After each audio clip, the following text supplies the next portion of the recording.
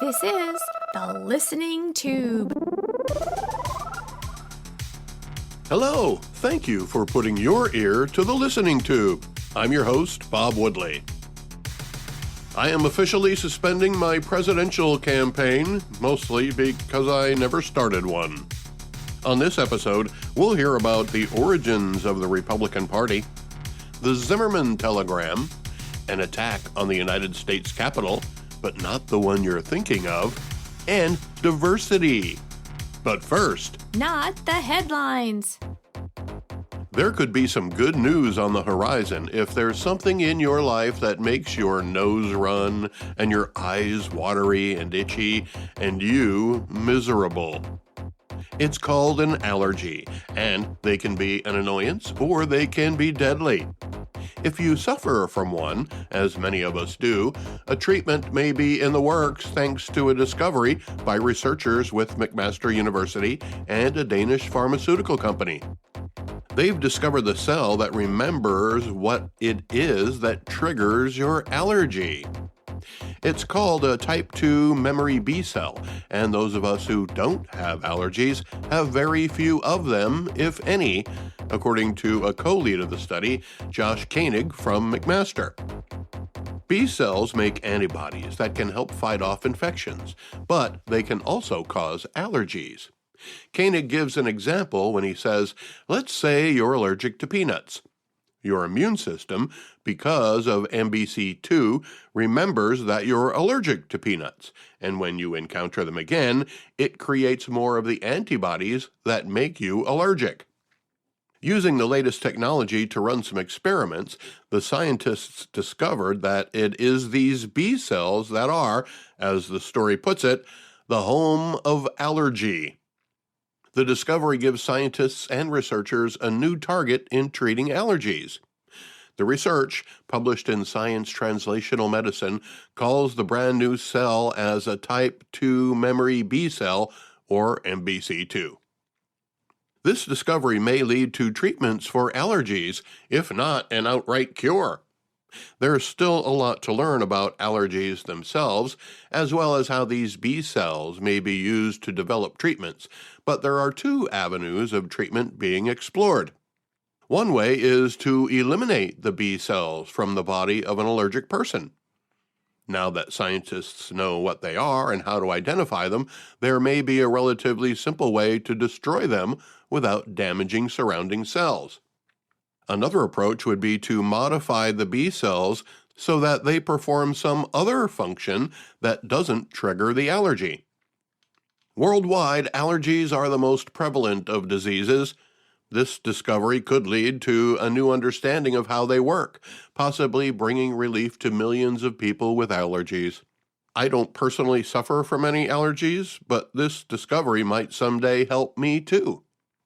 I have a condition that's been examined by a variety of doctors with no real conclusion about what causes it.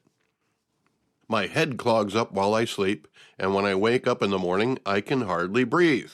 I have to blow my nose about a half dozen times as soon as I get out of bed. I thought it was an allergy, so I got tested for allergies, about 24 of the most common ones. No positive results. I had one doctor tell me it was silent heartburn, and my immune system was trying to fight it, even though I wasn't feeling any heartburn. I'm hoping this discovery might lead to a treatment that can help me too. In case you haven't noticed, Taylor Swift has been on just about every type of media there is lately. She happened to get lucky enough to be dating a guy who played in the Super Bowl, and she's also in the middle of a worldwide concert tour that's reshaping the economies of every city in which she appears. There's an entire sub-economy surrounding her every appearance, and she's been very generous with the money she's making. She's donated millions to charities, given bonuses to her crews, and even gave money to the family of the woman who was shot and killed near the end of the Kansas City Chiefs Super Bowl celebration. But just in case she hasn't got enough attention, there's a new, at least new to me, tactic to generate social media clicks for Taylor, or more likely someone who's posting independently of Taylor. I've seen a few of them, and they're clearly a ruse to get people to click on the same thing multiple times. Here's how it works. The post shows a short clip of Taylor Swift performing in concert. Accompanying the clip will be a sentence that will say something like, "Did you catch the mistake Taylor made?" Or, "Can you spot Taylor's wardrobe malfunction?" Well, you didn't catch the mistake or the wardrobe malfunction, so you watch it again. This time looking or listening more closely. You still don't catch it, so you watch it again. Eventually, you realize there is no mistake or wardrobe malfunction, but by then, you've already done what the post wanted you to do. Click on the same 6-second video clip several times. What does this accomplish? Not much, except that now instead of a video of Taylor Swift getting 1 million clicks, it gets 3 million. That changes the algorithm of the post, and social media will spread it even further, thinking it's extremely popular based on all the clicks it's getting. Even if 2/3 of the clicks were by people who were tricked into clicking on it again after seeing it the first time. While the technique may not be new, being able to use a worldwide superstar like Pennsylvania native Taylor Swift is a power this social media trick had never had before. If you're a fan of Taylor, you might have clicked on a 6-second video clip of her multiple times anyway. But the rest of us are simply victims of an internet trick. While I'm not a big Taylor fan, I don't mind looking at her, so the joke's on you, person who posted the clip. Speaking of social media, TikTok continues to gain in popularity in America. So much that President Biden began using the social media app to reach younger people in an attempt to get them to vote for him this November.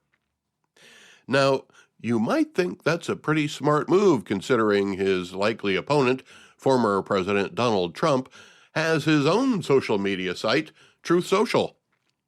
Certainly, social media can be an effective tool when used properly. I'm sure the current president has a staff of people working on just that with respect to TikTok. TikTok has a larger number of younger users than other sites like Facebook, which tends to attract an older audience. President Biden can't just rely on buying votes by canceling student debt, so he's got to come up with some new ideas. Joining TikTok is one of them. Plus, what a prize for the Chinese-owned social media company to land the President of the United States. By now you might be thinking, but Bob, didn't the Biden administration threaten to ban TikTok in the U.S. just last year? Why, yes, they did. You might also be thinking, but Bob, didn't the Biden administration order TikTok be removed from all federal phones and other devices? Well, what do you know? They did. Remind me again why. Sure. As you may know, TikTok collects data. More data than we probably know about. Right now, TikTok is collecting data from millions of Americans, not just about what they say on TikTok, but some speculate the Chinese government is using TikTok to spy on Americans too. They say TikTok can read the keystrokes on your phone even when you're not using TikTok. They say TikTok is gathering so much data that they know who you are, where you live, who you spend time with, where you go, what you buy, and everything all the other apps know about you, but they're using that data to build a plan to bring the U.S. to its knees when the Chinese Communist Party feels the time is right. Through TikTok, the Chinese might have all the information they need about who they can use to do their bidding, either through intimidation or blackmail or bribery, if they need to resort to those options. For their part, TikTok claims it doesn't share its data with the Chinese government, but all the Chinese government would have to do is force them to share it. Otherwise, ByteDance, TikTok's parent company, would cease to exist and its top echelons would be executed. But even though TikTok is banned on federal devices in the U.S., the hypocrite in chief joined anyway. all for the sake of spreading Democrat propaganda to the nation's young people.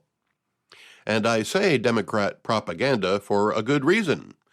I see such propaganda every other day on my social media newsfeed. I follow the Democrat Party, the Republican Party, and the Libertarian Party on Facebook. While the Libertarians post some pretty extreme stuff and the Republican Party posts hardly anything at all that shows up on my feed, the Democrat Party spews half-truths and outright lies all the time. I won't bore you with examples here, but you can bet that the same garbage will be splashed all over TikTok as a direct message from the President of the United States. To hell with security, just get the kids to vote for Joe. The story on Axios does say how the Biden administration plans to address the security issue. They say they are, quote, incorporating a sophisticated security protocol to ensure security, unquote, while on the app. I can only imagine what their sophisticated security protocol is. They obviously can't use a government-owned phone to create an account, so what do they use? A privately owned phone would have to be used, right? In whose name is the phone? Joe Smith from Washington, D.C.? Yeah, that'll fool them. Or maybe they made up a fictitious identity like they do for people in the Witness Protection Program. He's got a backstory and an educational history and currently works in the agricultural industry in Iowa. Only problem is, the factory is owned by a Chinese company, so they already know it's a false identity and trace it back to the White House. In any case, the President of the United States has thrown caution to the wind and fell prey to the weapon the Chinese Communist Party values most: data. All for the sake of reaching a demographic with the lowest voter turnout, the president turned his back on his own directive, sacrificed the security of his own country. The biggest prize TikTok could ever hope for surrendered to its lure. What choice did he have? He sees his low approval rating among the American people, lowest since Jimmy Carter, who, by the way, has been in hospice for a year now. His vice president's approval numbers are almost as low as his. Knowing where voters stand, Joe Biden figures he had to find a whole new group of voters who haven't yet experienced the buyer's remorse many Democrats are having right now. Those are the young men and women he thinks he can reach on TikTok. Depending upon how you look at it, it's a brilliant move or an act of desperation. It's clearly an act of desperation, as in order for it to be a brilliant move, it wouldn't be a move that contradicts everything the Biden administration warned us about. It wouldn't be a contradiction of the very policies the Biden administration implemented. It's not just a desperate move, it's also shameful and condescending.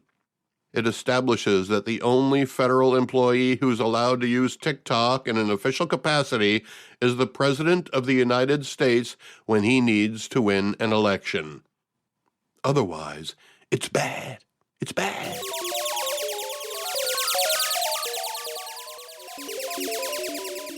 Let's go back through the listening tube for This Week in History. This week in 1854, the Republican Party of the United States is organized in Ripon, Wisconsin. Isn't it fitting that the Republicans started their party during Black History Month? Then 6 years later, this week in 1860, Abraham Lincoln makes a speech at Cooper Union in New York City that is largely responsible for his election to the presidency. Gee, what could he have said that was so influential? I'm going to look that up. He's gonna look it up. He's really gonna do it. I want the truth! You can't handle the truth! Abraham Lincoln's speech at Cooper Union was less a speech and more a legal argument against the spread of slavery in the Northwest Territory, which at the time was the only territory of the United States of America. It was an examination of the Constitution and the men who signed it in relation to the jurisdiction of the federal government to control slavery rather than local governments.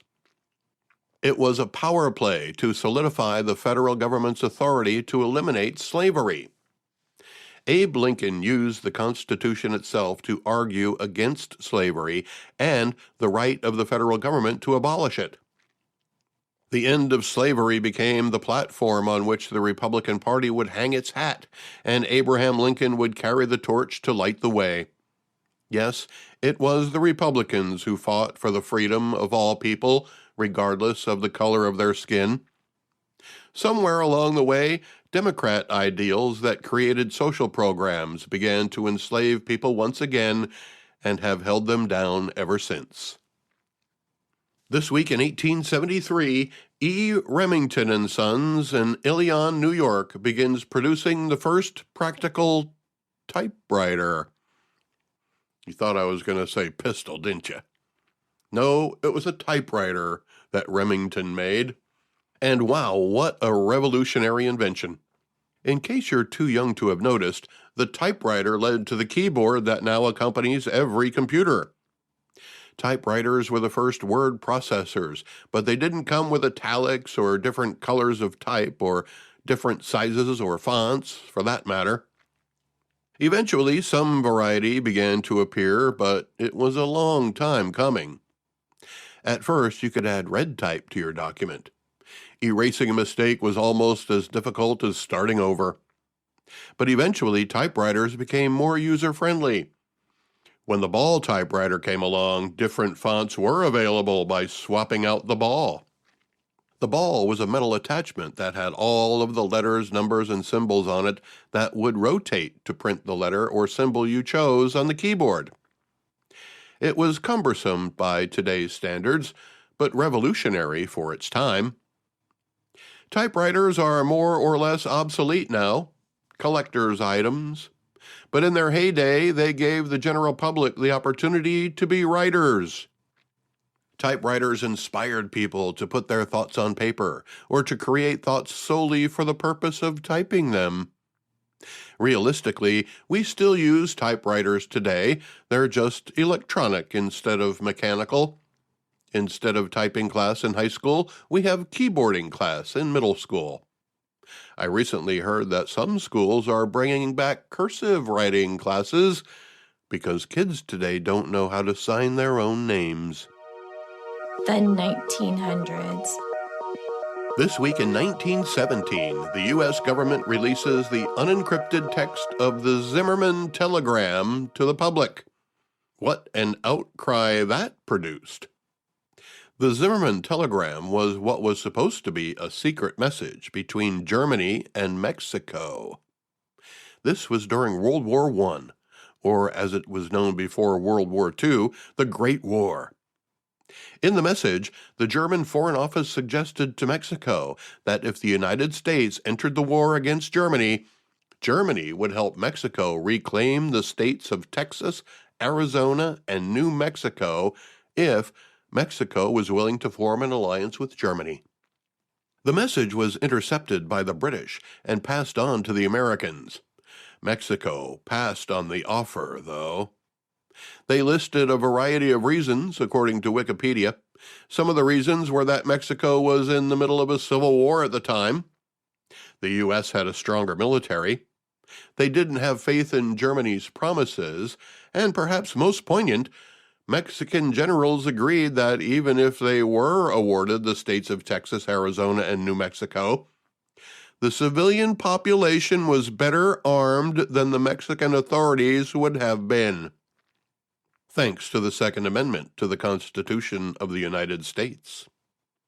Nevertheless, tensions between the U.S. and Mexico, which were already strained, became worse.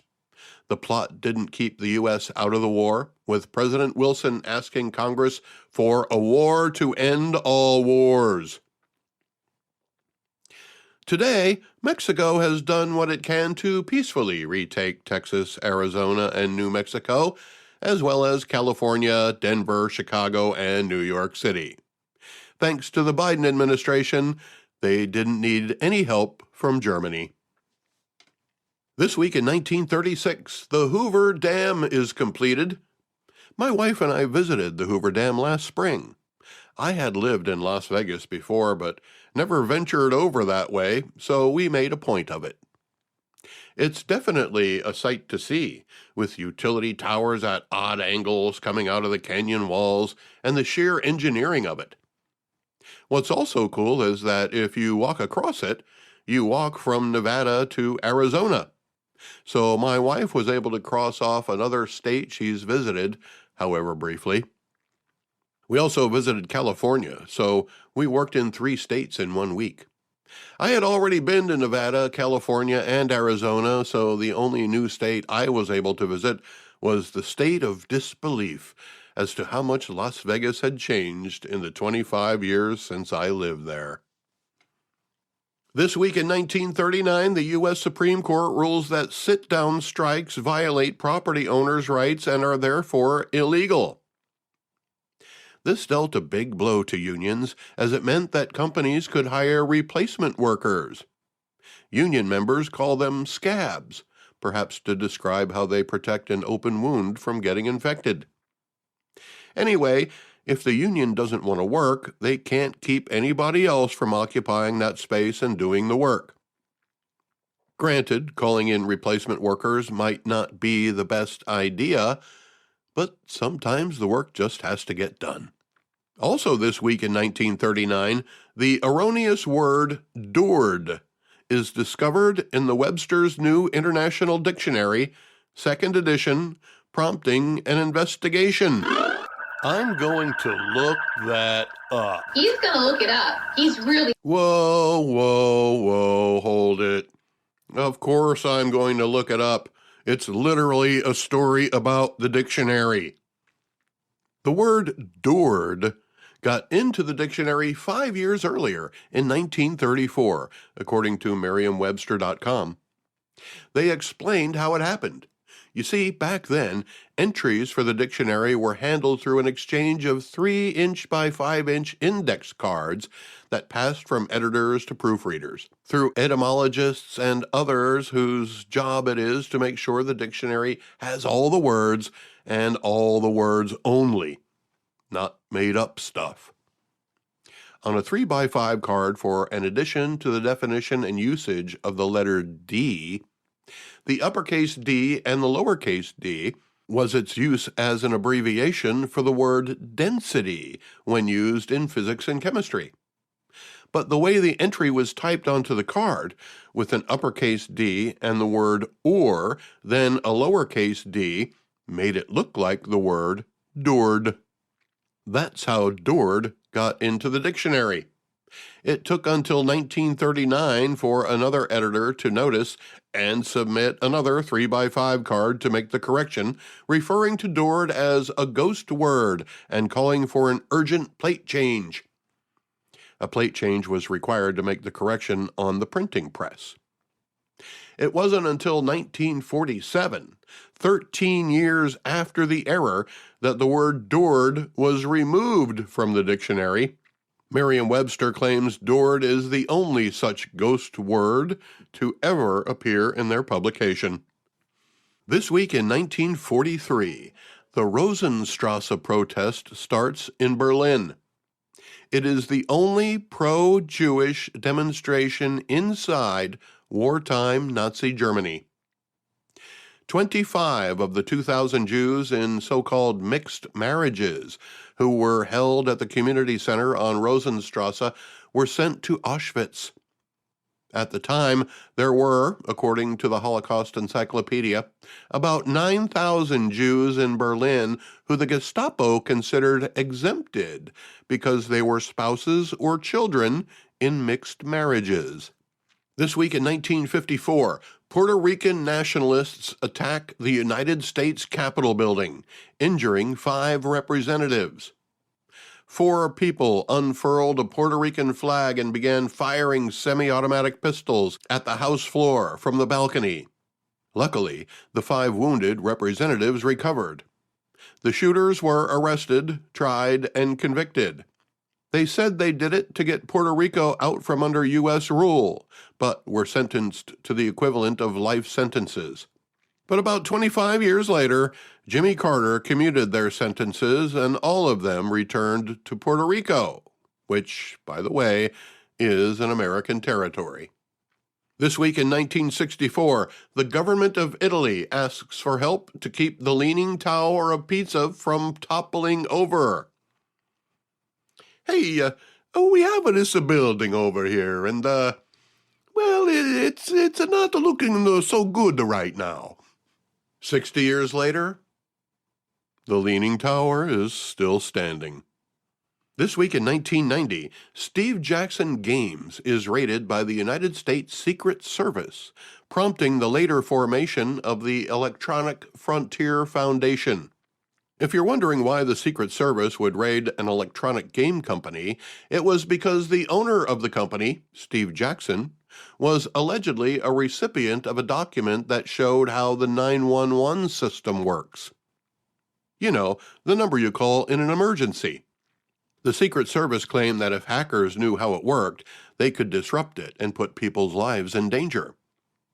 So the Secret Service raided the guy's place, took all the electronic devices they could find, and nearly ruined the man's business. There were no copies of the document found on any of the confiscated devices, so no charges were pressed. But when Jackson got his computers back, they discovered all the emails were gone. Not just gone, but gone over by the Secret Service before being deleted. That's where the Electronic Frontier Foundation stepped in. In fact, it was their first case. The foundation was created in part because of the Jackson Games raid. The result was that a court ruled that email should be considered to be as private as a telephone call, which, as we all know, the government needs a warrant to intercept and listen. The major difference is that a telephone call will eventually disappear, while an email will probably never disappear, unless the Secret Service gets their hands on it. And this week in 1993, in New York City, a truck bomb parked below the North Tower of the World Trade Center explodes, killing 6 and injuring over 1,000. This was a serious explosion. It was considered a miracle that the building itself didn't sustain more damage. About 8.5 years later, we would discover that the buildings of the World Trade Center weren't as indestructible as we thought they were. The listening tube will return at the speed of sound. Contact the listening tube by calling 570-601-1101 or email thelisteningtube@outlook.com. One of the things that progressives champion, while conservatives shake their heads in bewilderment at, is diversity. First, let's take a look at why diversity is something the left has hung its hat on. It seems like a worthy goal, as diversity in its purest form is what gives us different ideas and more solutions and another way to look at something with the hope of gaining a greater understanding of a social issue or other issues. It's a way of inviting everyone to the table and letting everyone contribute. Diversity in its current form is a little different. Today, diversity is defined not by ideas and a broadening scope of input, but only by skin color. Diversity is so much more than skin color. To relegate the definition of diversity to only skin color is a violation of the law of diversity itself. Conservatives don't have a problem with diversity, but many people have a problem with the progressive limitations put on diversity. If diversity is defined solely by skin color, then diversity is a racist ideal. Diversity as a tool to improve society shouldn't be limited to a diversity of skin color. That literally limits our ability to be truly diverse. Only self-interest would limit the boundaries of diversity. The way the word diversity is used today, those who scream the loudest for diversity are calling for the exclusion of someone else because of their skin color. When you get a group of people together to be the leaders of something, a company or a nonprofit organization, there's a good chance one skin color or another will be underrepresented. It might be a result of who lives in the neighborhood, or who you went to high school with, or all kinds of factors. One thing you don't normally look for when forming a leadership group is the color of a person's skin. But that's what we do today. It's commonly referred to as diversity, setting corporate standards based on the skin color of its leadership. Sound familiar? Our government does it too. Joe Biden made it clear that he chose Kamala Harris to be VP because she's a person of color, or not white. That's racist. He also nominated a Supreme Court justice because of the color of her skin. That's racist. You can judge for yourself how well the vice president and justice are doing their jobs. I'm not criticizing nor praising them here. But to admit that they were chosen because of the color of their skin wouldn't be accepted if I was selected as White House press secretary because they figured it would be a good idea to put a white guy in there prior to the election. In every scenario but me being the press secretary, race is the most important factor to achieve diversity. The truth is, America is perhaps the most diverse country in the world already. Even prior to the wave upon wave of illegal immigrants crashing upon our shores, America was the great melting pot. People came here from all over the world to start a new life. Every large city in America today, and many of the small towns too, have ethnic neighborhoods and social clubs. There are Chinatowns and Little Italys, Polish clubs and Elks clubs. But I've never heard of Americatown in Beijing or Little Chicago in Italy. There's not a single company in China that has a diverse board of directors based on skin color. Granted, in China you have to be very careful about how diverse you are about anything, but that's a different subject. Diversity has always been an American value. And that doesn't mean bigotry doesn't exist. That doesn't mean favoritism doesn't occur. I'm not defending either. But when it comes to welcoming people of all backgrounds and ethnicities, regardless of your skin color or genetic makeup, America is a welcoming place. Diversity is all over my part of the world, and nobody seems to have a problem with it. Nobody forced it upon the neighborhood either. Organic diversity is preferred over forced diversity. There are occasions when forced diversity has resulted in positive change, and by diversity I mean by skin color. Sometimes a gem is discovered among an underrepresented group that enriches us all with inspiration and hope because of racist programs that have good intentions. I'm sure there are artists and politicians and organizers out there who might be overlooked because of the color of their skin, and that's a shame. It's almost as if there's not enough room in the world of diversity to accommodate all of them. But maybe that's the result of natural selection. The most healthy of the group survive. Limiting your food source to skin color is like a hummingbird limiting its beak to one kind of flower. If we limit diversity to skin color, we limit our food supply.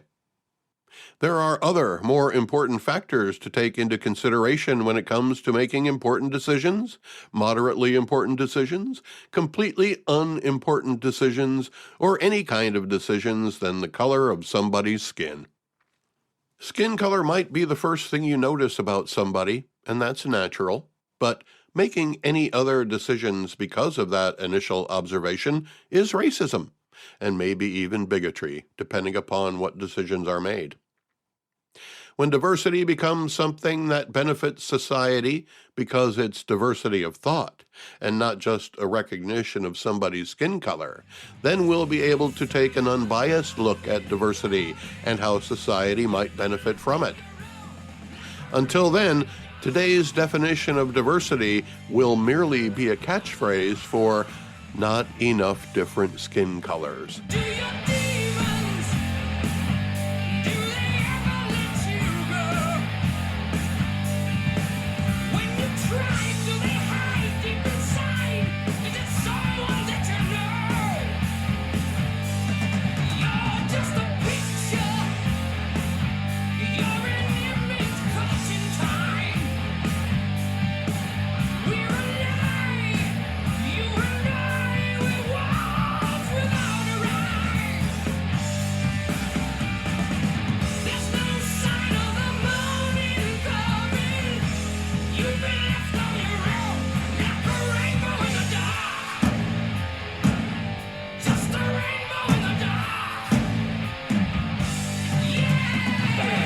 Listening Tube is written and produced by yours truly.